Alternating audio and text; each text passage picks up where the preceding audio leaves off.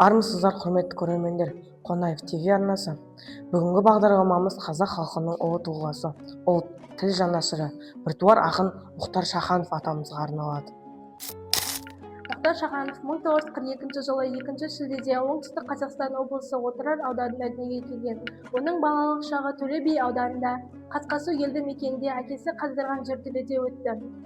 Және де оның өмірі соғыс пен соғыстан кейінгі кезеңде сәйкес келіп қалды. Сол себепті оның ауылдың еңбектеріне және де тұрмыс тіршілігін көріп өсті.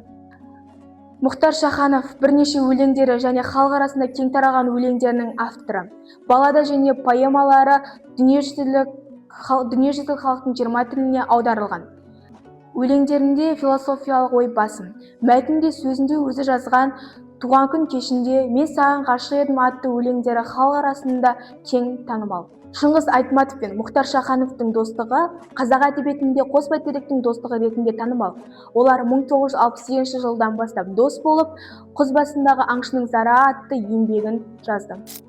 Көтер ғане басыңды, күніңді босқа өткізіп бедің, тағдырың неге сыр айтты саған, өмірдің барлық сәтсіздіктерін бақытсыздық деп кім айтты саған? Кім айтты саған тұлпарды сүрінбейді деп, асауды мінілмейді деп, ақ көйлек кірлемейді деп, қарешкі мүжіген ағаш қайтадан гүлдемейді деп, кім айтты саған жұрттың бәрі мейірбан арайлы деп, жұрттың бәрі шындықты қалайды деп, биікті ардақтайды деп, асылды қорлатпайды деп, кім айтты саған? Мәңгі лаулап жану үшін ғаламда, үлкен бақыт табу үшін ғаламда, үлкен болып қалу үшін ғаламда, үлкен арман керек екен адамға. Деп толымды талант сөз шебері Мұхтар атамыз жырлағандай, адамға үміт отын жандыратын ол арман. Табиғаттың өзгермейтін заңына бұр бетіңді, қай кезде де туған тілің, туған анаң секілді. Бабалардың арманы бар мына қызыл гүлдерде, олар елін, тілін қорғап, жанын қиған бұл жерде. Мұхтар Шаханов шындық пен намыстың символы. Ол өз жырларымен ұлттық рухты оятып, әділдік жолында қаймықпай күрескен қайраткер. Ақынның мұрасы қазақ халқы үшін мәңгі мектеп болып қалмақ.